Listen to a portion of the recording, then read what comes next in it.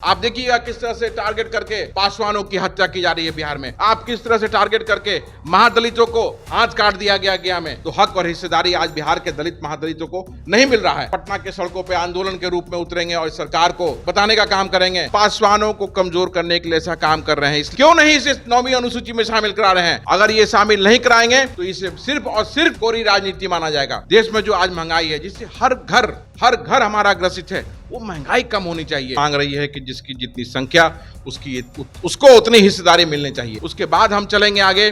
तो जो दलितों पे उत्पीड़न हो रहा है, महादलित पे उत्पीड़न हो रहा है लगातार बिहार में, लगातार आप सत्ता में आए हैं नीतीश कुमार जी, आपने दलित समाज को कमजोर करने का काम किया है। नमस्कार, द इंडिया टॉप देख रहे हैं। मैं हूं आपके साथ बिरजू सिंह। 22 तारीख को कांग्रेस पार्टी द्वारा बड़ा प्रोटेस्ट जो है एनडीए गठबंधन की सरकार या फिर यूं कहे कि नीतीश कुमार के खिलाफ पटना में होने जा रही है। मेरे साथ बातचीत करने के लिए कांग्रेस सेवा दल यंग ब्रिगेड के प्रदेश अध्यक्ष आदित्य पासवान है। आदित्य जी, आप लोग 22 तारीख को सड़क पर उतरेंगे, मुद्दा क्या रहेगा? ये जो प्रोटेस्ट है, ये बिहार के दलितों, पिछड़ों, अति पिछड़ों और अकलियत की हक के लिए है। हमारी काफी दिनों से मांग रही है कि जिसकी जितनी संख्या उसको उतनी हिस्सेदारी मिलनी चाहिए। और हमारे जन नेता राहुल गांधी जी जो हैं, पूरे देश में जातीय जनगणना करा करके इसे बढ़ाने का मांग पहले ही कर चुके हैं। और हमारी जब सरकार थी यहाँ पे, जहाँ महागठबंधन की सरकार थी, तो हम लोगों ने मिल करके जाति गणना कराई और जाति गणना करा करके आरक्षण का दायरा यहाँ बढ़ाया गया। लेकिन भारतीय जनता पार्टी के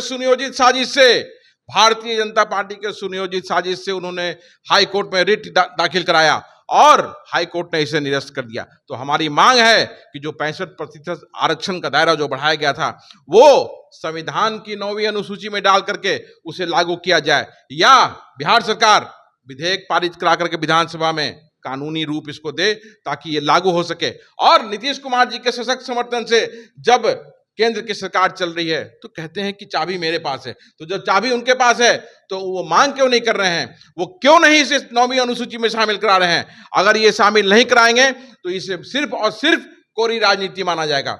दूसरी हमारी मांग है कि आज जो पासवानों का जो हमेशा से परंपरागत काम जो रहा है चौकीदारी का, वो जो नया उसमें विज्ञापन आया है नौकरियों के लिए, उसमें उन्होंने क्या किया है? सारी जातियों को घुसा दिया है। एक तरफ आपने जो हमारी चौकीदारी की प्रथा थी, जो हम वर्षों से, सदियों से समाज की रक्षा करते आ रहे थे, उसमें आपने सारी जातियों को घुसा दिया। आप पासवानों को कमजोर करने के लिए ऐसा काम कर रहे हैं, इसलिए कि आप जब विकास मित्र की बात आती है तो उसमें हमारा हक मिलना चाहिए, और वहां पे सिर्फ आपने महादलित को अलाउ किया है। तो ये गलत है। जब से आप सत्ता में आए हैं नीतीश कुमार जी, आपने दलित समाज को कमजोर करने का काम किया है। दलितों का कोई अगर बड़ा दुश्मन है तो वो नीतीश कुमार है। जब से सत्ता में संभाले ये, तो दलित महादलित करके इन्होंने कमजोर करने का काम किया। उसके बाद हमारी मांग है कि जो पेपर लीक होते हैं उसके तार बिहार से जुड़े हुए हैं, हमारे छात्रों का भविष्य अंधकारमय हो जाता है पेपर लीक के कारण, उसको बंद होना चाहिए। और दोषी जो है उन्हें ऐसी कड़ी से कड़ी सजा मिलनी चाहिए ताकि आगे कोई भी ऐसा काम करने का प्रयास नहीं करे। और देश में जो भ्रष्टाचार है, देश में जो आज महंगाई है, जिससे हर घर हमारा ग्रसित है, वो महंगाई कम होनी चाहिए। हमारी केंद्र सरकार से मांग है कि महंगाई कम हो। अगर महंगाई कम नहीं होगी तो जो लोअर मिडिल क्लास है, वो लगातार परेशान हो रहा है। तो इसका निदान होना चाहिए, और ये निदान होता हुआ दिख नहीं रहा है। उसके बाद हम चलेंगे आगे। तो जो दलितों पे उत्पीड़न हो रहा है, महादलित पे उत्पीड़न हो रहा है लगातार बिहार में, लगातार आप देखिएगा किस तरह से टारगेट करके पासवानों की हत्या की जा रही है बिहार में। आप किस तरह से टारगेट करके महादलितों को हाथ काट दिया गया में। अभी 3 दिन पहले मनियारी मुजफ्फरपुर में क्या हुआ? एक महादलित परिवार को दबंगों ने बुरी तरह से पीटा, उनका उत्पीड़न किया और देह पे पेशाब तक कर दिया। तो ये कहाँ है? हम किस जमाने में आ गए हैं? क्या ये वही जमाना है जब, याद कीजिए, वो दिन जब दलितों को कमर में झाड़ू बांध दिया जाता था और चलते थे आगे तो पीछे झाड़ू होता था। आज लगता है कि दलित भाई हमारे उसी जमाने में आ गए हैं। तो ये बंद होना चाहिए। हम इसका विरोध करते हैं और पूरे बिहार का दलित महादलित इसको लेकर के 22 तारीख को हम प्रोटेस्ट करेंगे और राजभवन मार्च उस दिन करेंगे, ताकि ये सरकार की आंख खुले और राज्यपाल महोदय के मार्फत से हम केंद्र सरकार को यह बताने का प्रयास करेंगे कि आप इन चीजों पर त्वरित एक्शन लीजिए। एक अंतिम सवाल लेते हैं, चूंकि आपने जिक्र किया कि भी पासवानों की चौकीदारी नीतीश कुमार की सरकार ने छीन ली।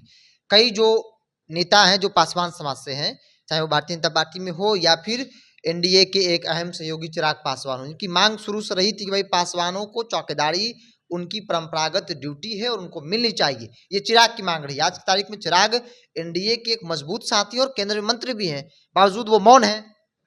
नहीं, आप देखिए, मैं तो चिराग पासवान का ना प्रवक्ता हूँ, ना ही लोजपा में हूँ। वो क्या मांग कर रहे हैं, नहीं कर रहे हैं, उन्हें तो सबसे आगे आके सबसे पहले मांग करना चाहिए। भाई वो रामविलास पासवान जी के सुपुत्र हैं, विरासत की राजनीति करते हैं और केंद्र सरकार में एक मंत्री हैं, केंद्र सरकार एनडीए का एक अहम हिस्सा है। तो उन्हें तो अपने स्वजातीय समाज के लिए, दलित समाज के लिए, महादलित समाज के लिए बढ़ चढ़ के हिस्सा लेना चाहिए, बढ़ चढ़ के आवाज उठाना चाहिए। लेकिन मैं तो देख रहा हूँ कि काफी सन्नाटा है उस ओर से, तो मुझे लगता नहीं है कि उनकी तरफ से बहुत कुछ होगा भी। इसलिए और हम कोई अपेक्षा भी नहीं करते हैं कि वो करे।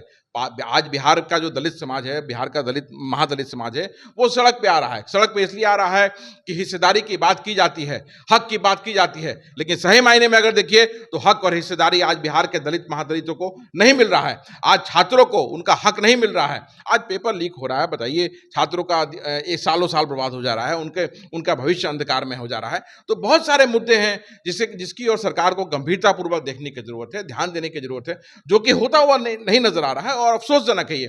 इसीलिए आज मेरे साथ बिहार के दलित, महादलित, अकलियत के भाई लोग, पिछड़े भाई, अति पिछड़े भाई लोग, उन्होंने डिसाइड किया है कि पटना के सड़कों पे आंदोलन के रूप में उतरेंगे और सरकार को बताने का काम करेंगे कि अगर आपने इस पे एक्शन नहीं लिया तो पूरे बिहार में ये राज्यव्यापी आंदोलन के रूप में आगे बढ़ेगा। ये चलिए, 22 तारीख को बड़ा आंदोलन बिहार के अलग अलग जिलों से जो लोग दलित महादलित की जो संख्या होगी वो पटना की सड़कों पर दिखेगी आपको, क्योंकि न सिर्फ आरक्षण का मुद्दा बल्कि नीट पेपर लीक हो या फिर जो पासवानों की चौकीदारी छीन ली गई, उसको लेकर एक बड़ा आक्रोश लोगों में है और वो आक्रोश आपको पटना की सड़कों पर 22 तारीख को देखने को मिलेगा। अगर सरकार मानती है तो ठीक, नहीं तो राज्यव्यापी यह कार्यक्रम, यह आंदोलन, ये धरना जो है वो दिया जाएगा। कांग्रेस पार्टी से आदित्य पासवान ने जिन्होंने बताया, इनके नेतृत्व में 22 तारीख को एक बड़ा कार्यक्रम, एक बड़ा आंदोलन पटना में होने जा रहा है। आपकी क्या राय है? आप अपनी राय को कमेंट्स बॉक्स में रखिए।